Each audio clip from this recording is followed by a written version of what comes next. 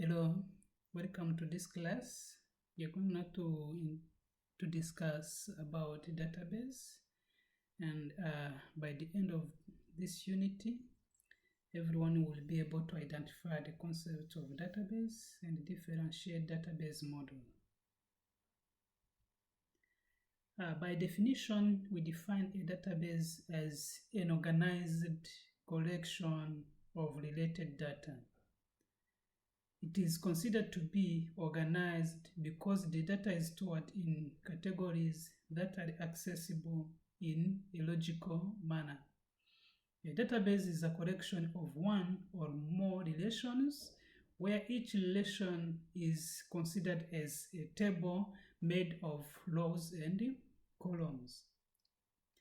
So here to understand well what the database is, the database is considered to be a group or a collection of data which are organized in tables, and each table is going to combine related information, and tables are linked together to create what we call a relationship.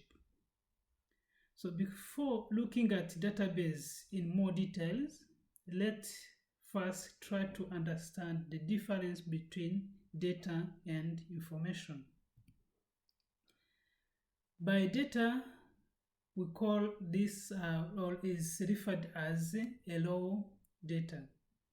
Here we can give a collection of text, a collection of numbers, symbols, images, which do not have any meaning.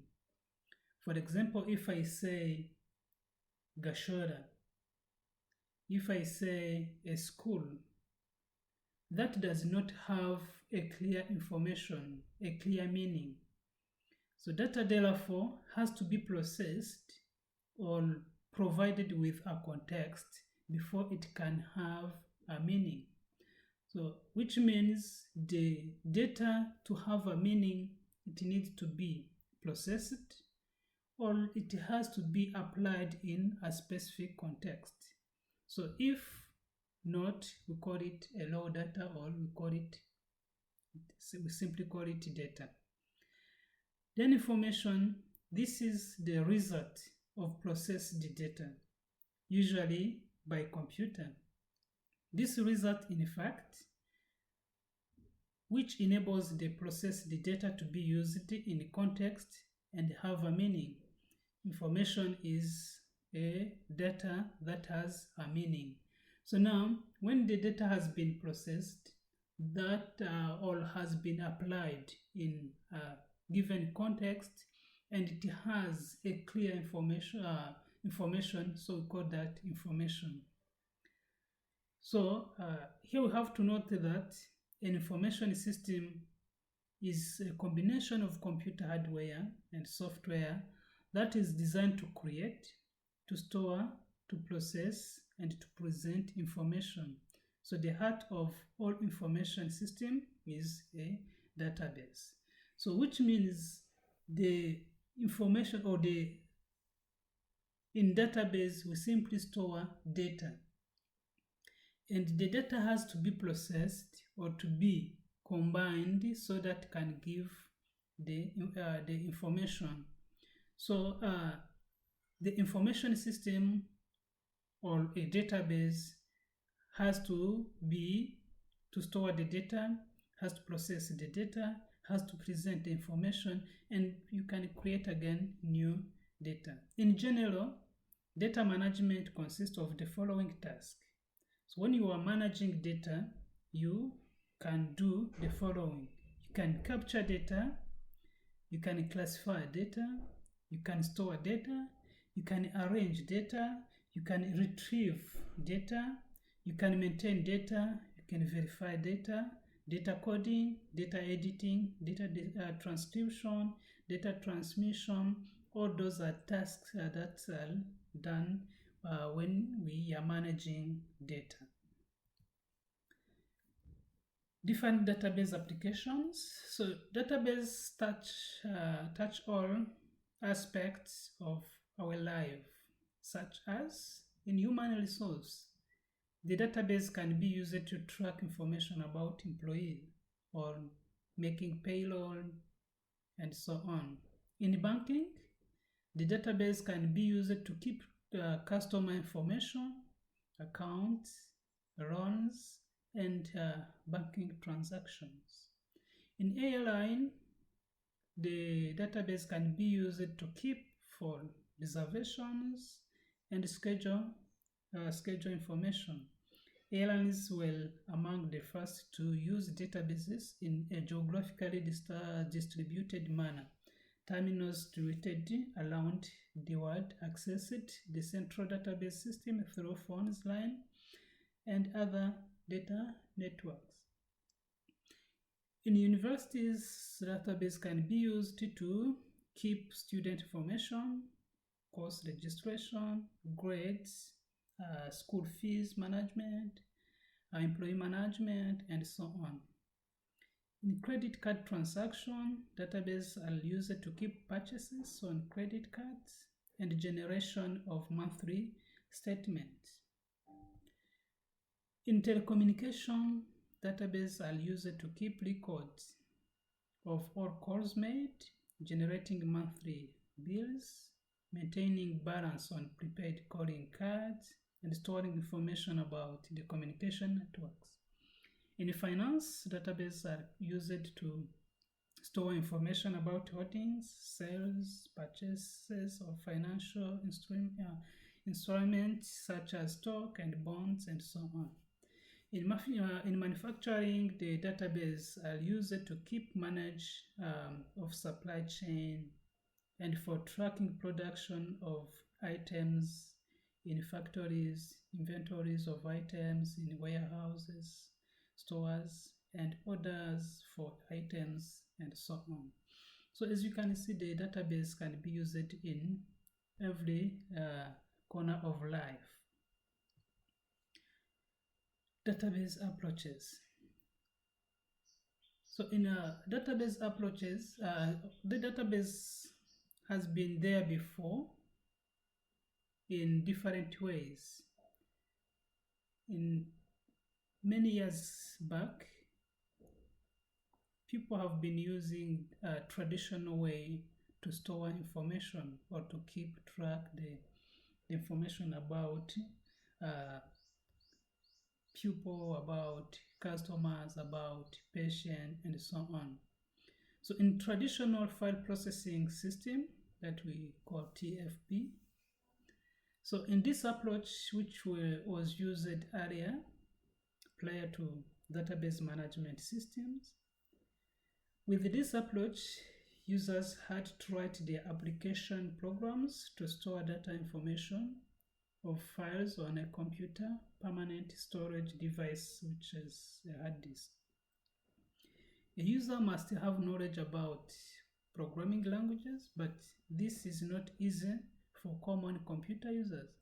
Even an experienced programmer would find it difficult to write a program each time a new database was to be created. Each application program written by the user had to define and manage its own data. What do we mean here?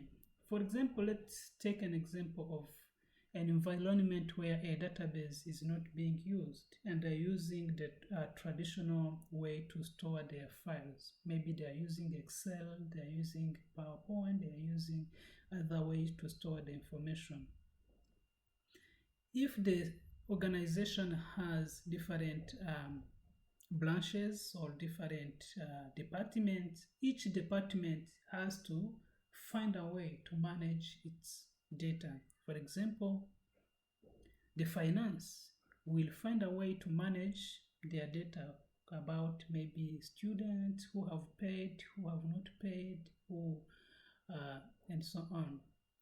In examination, they will find a way to store or to manage their information. In registration department, the same. In the library department, the same. So each department will find a way to manage their information. So in this case, so the data will be stored separately, and each department may write a program, an application which manage their data, or they can simply use a filing system. So in this traditional way of managing data, it has some advantages. So when we compare it to the manual management of information, the traditional file processing presents the following advantage. Simplicity. The design of file processing is more simpler than designing a database. So if someone is well conversant with Excel, it will be easier to find a way to manage the data than using papers or hard papers. It's efficient. File processing costs less and can be more speed than database. So database take time to be developed and it is expensive. So using a traditional way, its efficiency, since the cost is less or is not even there. Customization. You can customize file processing more easily and efficiently than database because files are related with the application and it has all the data needed for that application. So you can you can change the way you are managing your data in the way which is easier for you. So it has some disadvantages.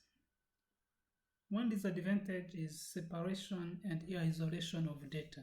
In a file-based approach, data are isolated in separate files, hence it is difficult to access it. Let's take an example of a school which has 3 departments: registration department, academic department, and library department.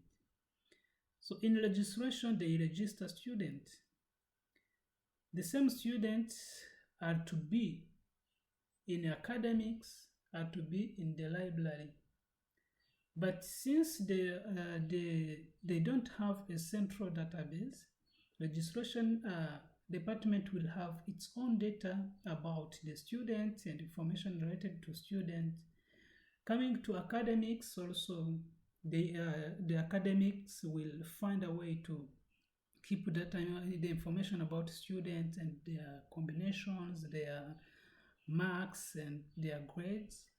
Again, in library, they will have their way to manage the same student and who have borrowed the books. So as you can see, the information in registration will be separate or differently of the information in academics and the library. So hence they are managing the same students, but since the academics cannot access the file created in registration or in the library, so the data will be stored separately. So we call that separation and isolation. Another disadvantage is duplication of data. Yeah, of course, data will be stored more than once. In registration, there are students in the same student is registered differently in academics and so on. So the data will be appearing more than once. So when the data is stored more than once, so the wastage of storage will be there. Duplication of data leads to a wastage of storage. So if the storage space is wasted, it will have direct impact on cost. The cost will be increased. So you may find that you need to purchase more storage because the data is separated, is stored more than once. There will be loss of data integrity. Data integrity means that the data contained in the database is both accurate and consistent, which is not present in the traditional file processing. You may find that in registration, they have written the name differently the way it is written in academics, so which will create inconsistency. So the data, each department will find its way to manage the data. Data dependency. In traditional file processing, the structure of data file is embedded in the application programs. So any change to the structure of the file may require changing all programs that access this file. So data dependency means if you change the structure of how you are storing the data and you have created an application or a front-end application which accesses that data, that may obviously will have impact on the application. So you will have also to recreate the application because the application depends on the data. Security problem. So of course here the file-based approach is not secured because different files are stored in different locations, which may cause data loss, or data can be stolen in an easy way. So as opposed to the traditional file processing approach, so we have another approach which is a database management system. So the database management system is referred to as a software system that is used to store, to access, to manage, or to organize and maintain, modify, and delete data which is stored in a database. So basically, database management system facilitate data creation, data storage, data access, data manage, organization, maintenance, modification, and the deletion of the data which is available in the database. Some of the most popular software or DBMS used are Microsoft Access, there is Oracle, there is Microsoft SQL Server, there is MySQL, and many more. And those are the examples of database management system which are currently used. So the MySQL is one of the most popular database management system which is used by online entrepreneurs. So here, if you can observe this graphic, so in the database management system, we have a database here. This database will store all information about organization. If it is a school, they will have all students stored there, all subjects stored there, all teachers stored there, or everything will be stored in that database. And this database is being managed by a system software that we call a DBMS. Let's call it like MySQL. This is a MySQL. Let's say this database is called, let's say, Academic Bridge. So in this database called Academic Bridge is where all information about a school is stored. And as the Academic Bridge has different applications, there is application for academic, to manage academics, there is application to manage library, there is application to manage attendance, and so on and so on.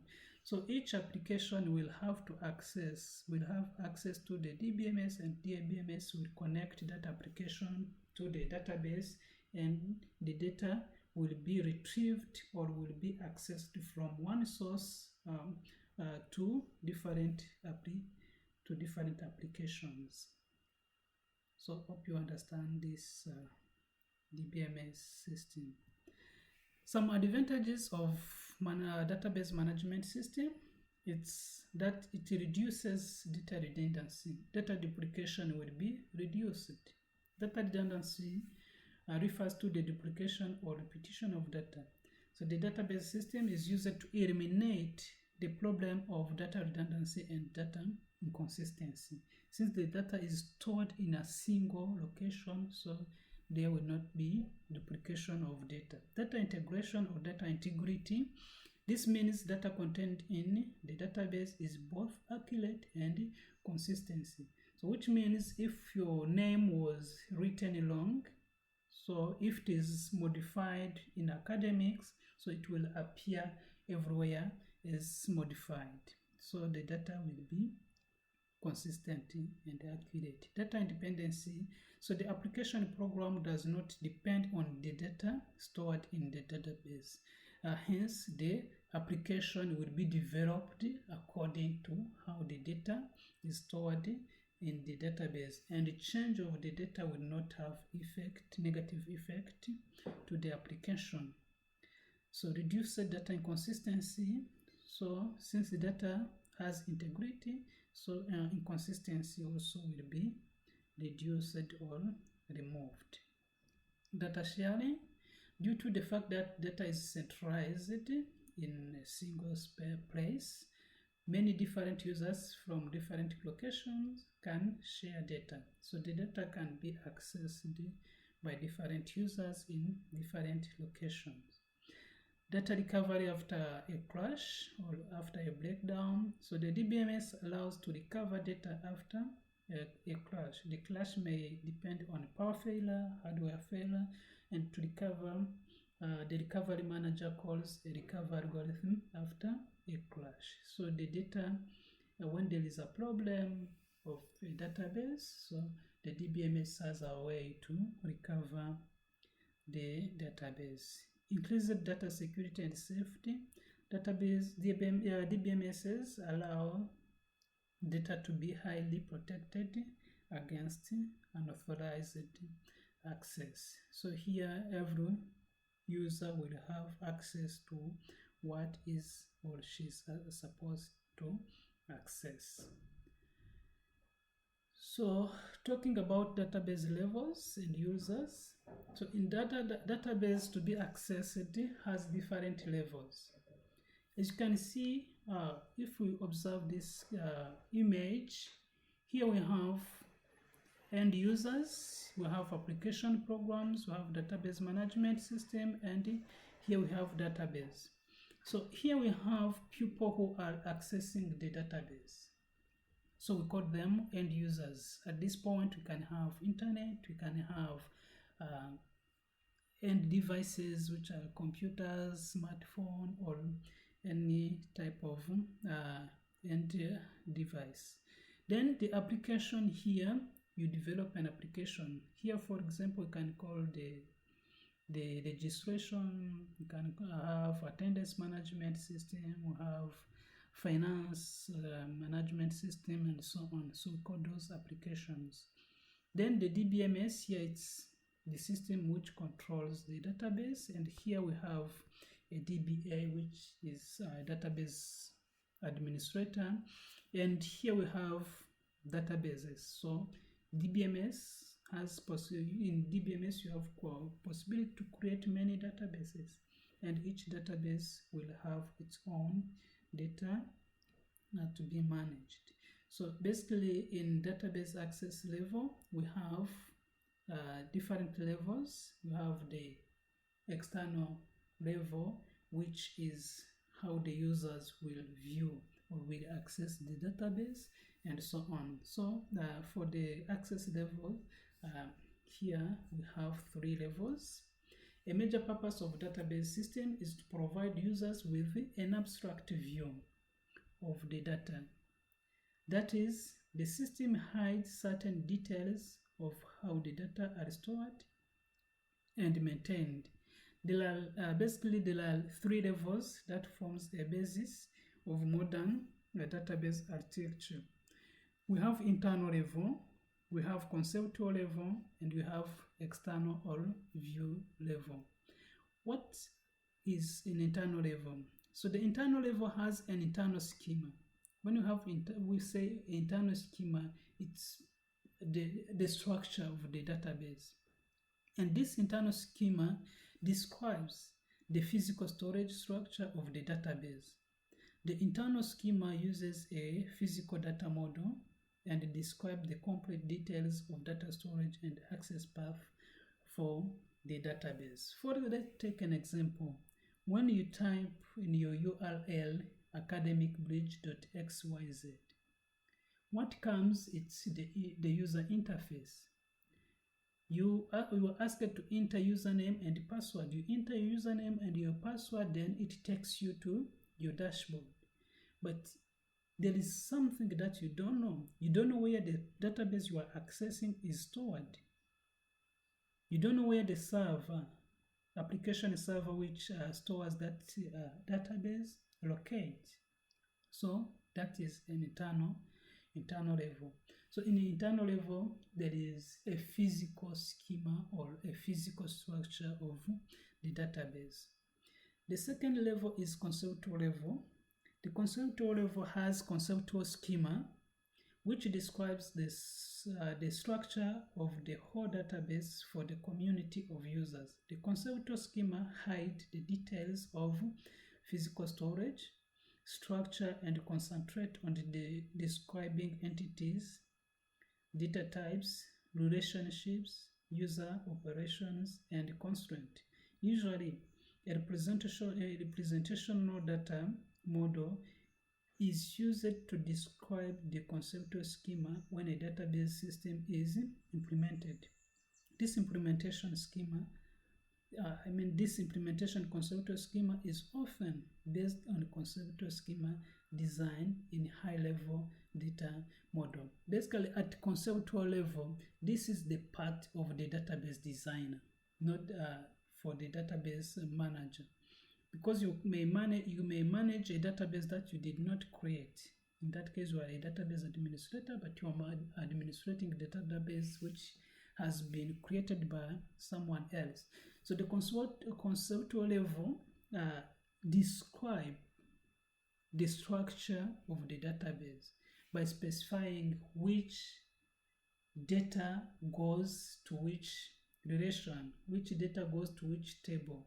So here it's all about the database designer who is there designing the database so that the community or the users will have the access to the database or to the data in the database. Then the external view. To the external view, this is the closest to the user. It is the concerned with the way the data is viewed by individual user. A user can either be an application programmer or an end user.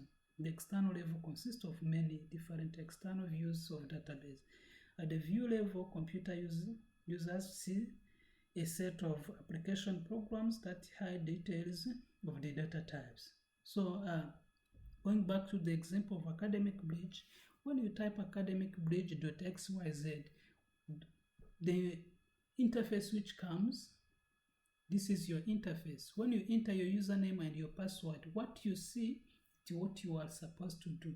That is your external view. This is the view level, and we call it end user view, or we simply call the front-end user interface.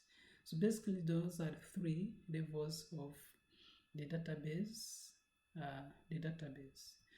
Then talking about still on database access level, the purpose of the three-level architecture is to separate the user application and the physical database. The reason of this separation are different users need different view of the same data. So the information, the data you need as a student in academic bridge, it's not the same data the teacher needs in academic bridge.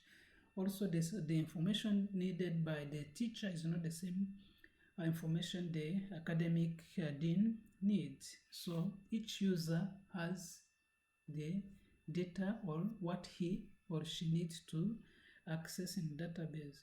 So the database access level will specify which user is accessing which data. So users should not have to deal directly with the physical database storage details. You are not supposed to know where the database is stored so that you can access. You simply type the URL of your application, then it's the application to take you to the database, and you don't know what is happening to the database. The database administrator should be able to change the database storage structure or storage devices without affecting data user's view. So now the physical database storage has to be managed with the database administrator. It's up to the database administrator to know where the database is stored and the structure of that database, but the end users are not supposed to know that. Basically, the database access level is to specify who accesses what. Now we have database users. Basically, there are different types of database users to deal with the database. The first one is a DBA, database administrator, who is responsible for authorizing access to the database, is the one to define or to specify what you were supposed to access. Also, the database administrator is for coordinating and monitoring the use of database. He's in charge of acquiring software and hardware resources, and also he's or she's in charge of controlling the use and monitoring efficiency of the operation of the database. So these are the responsibilities of the database administrator. Is responsible for authorizing access to the database, coordinating and monitoring its use, acquiring software and hardware resources, and controlling the use and monitoring efficiency of the operation. Another user is the database designer, who is responsible to define the content, the structure, the constraint, the functions or transactions against the database. They must communicate with end users to understand their needs. So these are the people who design the database, and they have to satisfy the user needs by contacting them, by communicating with them to ensure they are doing what they need. Other type of users, the end users. These are the people who uses the database by writing data for queries, reports, and some of them to update database content and so on. So these are the people who uses the database. So talking about database independency, this is one of the major advantages of the database or database management system. So this database independence defines, or it is defined as the ability to modify the scheme definition in one level without affecting scheme definition in the higher level. So what that means, suppose the database designer or database administrator is changing the structure of the database. That should not affect the end users. So basically, data independency should make sure the change made at application level are not affecting the physical, the internal level, and vice versa. So there are two parts or two kinds of database independency. We have logical data independency and physical data independency. So with logical data independency, this is the ability to modify the conceptual schema without causing application program to be written. For example, you change the structure of your database in such a way that will not affect the database or the application to be rewritten. The physical data independency, this is the ability to modify the internal schema without having to change the conceptual schema. So this is, you change the storage of your database, you change the physical database schema without affecting the structure of your database. Those are two types of data independency. So here we have some questions to be answered after discussing and reading through this document. So you will have to try to answer those questions. May you have any question? Please feel free to email me or to send me a text message on WhatsApp. Thank you.